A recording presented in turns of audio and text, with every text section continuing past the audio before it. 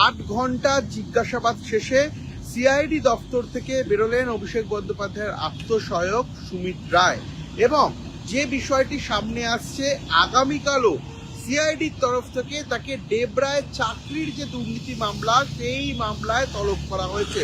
অর্থাৎ গতকাল এবং আজ যে শালবনির জমি প্রতারণা মামলায় এই সুমিত রায়কে তলব করা হয়েছিল, আগামীকাল আবারও ডেবরার চাকরি প্রতারণা মামলায় অভিষেক বন্দ্যোপাধ্যায়ের আত্মসহায়ক সুমিত রায়কে তলব করা হলো। দীর্ঘক্ষণ তাকে জিজ্ঞাসাবাদ করে সিআইডির আধিকারিকরা, এবং যে বিষয়টি এখানে সামনে আসছে যে তার ভূমিকা কি ছিল, তিনি কিভাবে এই শালবনির জমি প্রতারণা দুর্নীতি মামলায় যুক্ত ছিল, একাধিক প্রশ্ন সুমিত রায়কে করা হয়। এবং শুধু তাই নয়, যখন সুমিত রায় সিআইডি দপ্তর ছেড়ে বেরিয়ে আসেন, তাকে একাধিকবার বিভিন্ন প্রশ্ন করা হলেও তিনি কিন্তু কোনো রকমভাবেই কোনো প্রশ্নের উত্তর দেননি, প্রত্যেকটি প্রশ্ন এড়িয়ে যান।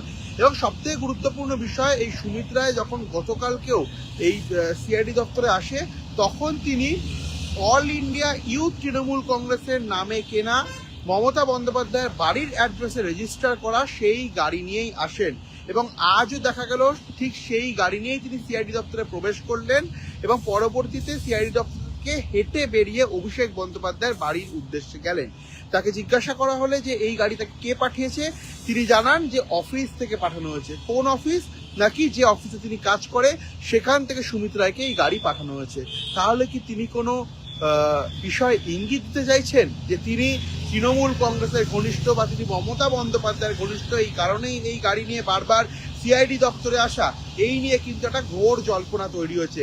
এবার আসা যাক তদন্তের বিষয়। সিআইডির তরফ থেকে এই শালবনির জমি দুর্নীতি মামলায়, যেখানে প্রাক্তন তৃণমূল কংগ্রেসের বিধায়ক সুজয় হাজরাকে গ্রেফতার করা হয়েছে, সেই মামলায় সুমিত রায়কে দীর্ঘক্ষণ জিজ্ঞাসাবাদ করা হয়। গতকাল প্রায় 8 ঘন্টা জিজ্ঞাসাবাদ, এবং আজও টানা 8 ঘন্টা তাকে জিজ্ঞাসাবাদ করা হয়। মূলত যে বিষয়গুলি তাকে জিজ্ঞাসাবাদ করা হয়, যে এই যে জমি দুর্নীতি সেটা কিভাবে চলতো, এর প্রসেস কি ছিল, যে সরকারি জমি ভুয়ো কাগজ তৈরি করে বাইরে চড়া দামে বিক্রি করা, এই র্যাকেটের পেছনে আরো কারা কারা যুক্ত রয়েছে।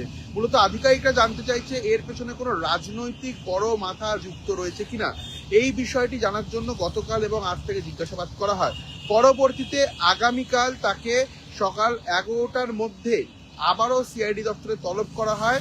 এবং কোন মামলার ক্ষেত্রে? ডেবরার চাকরি দুর্নীতি মামলা, অর্থাৎ যে মামলায় সুমিত রায় লক্ষ লক্ষ টাকা নিয়েছিলেন এমনটাই অভিযোগ, এবং নিয়ে তার বিনিময়ে চাকরি দেওয়ার নাম করে চাকরি দেয়নি, প্রতারণা করেছিলেন।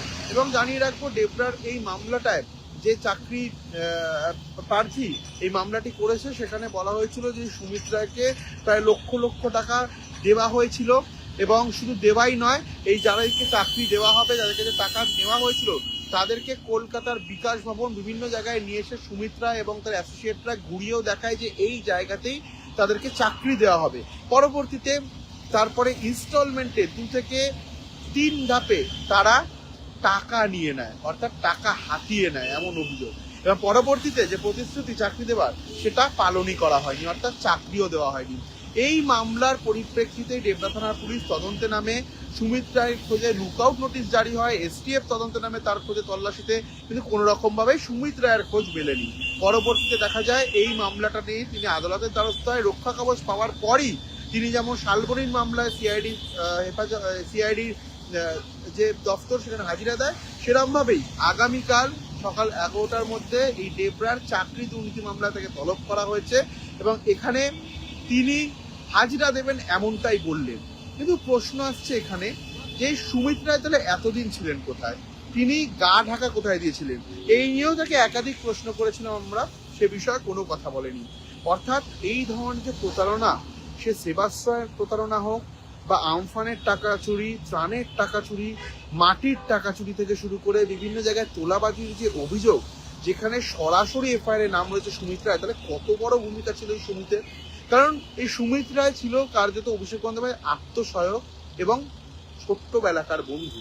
সেই জায়গায় দাঁড়িয়ে এই সুমিত রায় এতদিন কোথায় ছিলেন, এই বিষয়ে তাকে প্রশ্ন করা হলে তিনি কোনো রকম উত্তর দেননি। এইখানে একটা সন্দেহ যাচ্ছে তদন্তকারী আধিকারিকদের, সিআইডির তরফে যেটা তারা মনে করছেন, তাহলে তিনি কি আত্মগোপন করেছিলেন? কোথায় তিনি আত্মগোপন করেছিলেন? কারণ একাধিকবার তদন্তে সহযোগিতা করতে বললেও তিনি কিন্তু সহযোগিতা করেননি। উল্টে তিনি নিজে বেপাত্তা হয়ে গেছিলেন, গা ঢাকা দিয়েছিলেন। যখন তিনি রক্ষা কবচ পেল তারপরই তাকে হাজিরা নির্দেশ দিলে তিনি হাজিরা দিতে আসেন। এই জায়গায় দাঁড়িয়ে আগামীকালও যে ডেবরায় চাকরি দুর্নীতি মামলা, সেই মামলাতে তাকে তলব করা হয়েছে। 11টার মধ্যে তাকে আসার নির্দেশ দেওয়া হয়েছে। কিন্তু তাকে একাধিক প্রশ্ন করা হলে সেই প্রশ্নগুলো এই সুমিত রায় এড়িয়ে যায় এবং তিনি বলেন তাকে নাকি মিথ্যেভাবে এই মামলাগুলো জড়ানো হচ্ছে। কেন তাকে জড়ানো হচ্ছে? তার বিরুদ্ধে যারা অভিযোগ করছে, তথ্য প্রমাণ সমেত পুলিশে অভিযোগ জানাচ্ছে। এবং শুধু একটি মামলা নয়, বিভিন্ন জায়গায় তোলাবাজি, সে বিষ্ণুপুর থানা, রবীন্দ্রনগর থানা থেকে ডায়মন্ড হারবার জেলা পুলিশের বিভিন্ন থানায় সুমিত রায়ের বিরুদ্ধে তোলাবাজির অভিযোগ রয়েছে। শুধু তোলাবাজি তো নয়, এছাড়াও মাটি চুরি, আমফানের ত্রাণ চুরি, একাধিক অভিযোগ রয়েছে। সবথেকে গুরুত্বপূর্ণ, সেবাশ্রয়ের নামে তারা যে দুর্নীতি করেছে সেখানে সুমিত রায়ের নামে কিন্তু অভিযোগ জমা করা হয়েছে। এই জায়গায় দাঁড়িয়ে তাহলে সুমিত রায়ের কতটা প্রভাব ছিল তৃণমূল কংগ্রেসের আমলে, এই বিষয় নিয়েও কিন্তু একটা প্রশ্ন সামনে আসছে। এবং আজ কার্যত তিনি চুপ, কোনো রকম কোনো প্রশ্নের উত্তর দিলেন না। এবং বিষয়টি দেখার, তাকে এই অল ইন্ডিয়া ইউথ তৃণমূল কংগ্রেসের গাড়ি সেটাকে পাঠালো, সেই বিষয়ে তিনি বললেন অফিস থেকে দেওয়া হয়েছে, কিন্তু নির্দিষ্ট করে বললেন না কাকে এই গাড়িটি, কে বা কারা তাকে এই গাড়িটি পাঠিয়েছে। আজ লাগাতার 8 ঘন্টা জিজ্ঞাসাবাদ শালবনী জমি সংক্রান্ত মামলায়। আবারও জানিয়ে রাখবো, এই জিজ্ঞাসাবাদে কিন্তু সন্তুষ্ট নয় সিআইডি আধিকারিকরা, আমরা এমনটাই সিআইডি সূত্রে জানতে পারছি। এবং আগামীকাল আবারও ডেবরায় চাকরির দুর্নীতির মামলায় অভিষেক বন্দ্যোপাধ্যায়ের আত্মসহায়ক সুমিত রায়কে তলব করা হয়েছে। 11টার মধ্যে হাজিরার নির্দেশ দেওয়া হয়েছে অভিষেক বন্দ্যোপাধ্যায় আত্মসহায়ক সুমিত রায়কে। এই সংক্রান্ত খবর থেকে শুরু করে যাবতীয় খবরের সবার প্রথম আপডেট পেতে আপনারা অবশ্যই চোখ রাখুন নিউজ 18 বাংলার পর্দায়।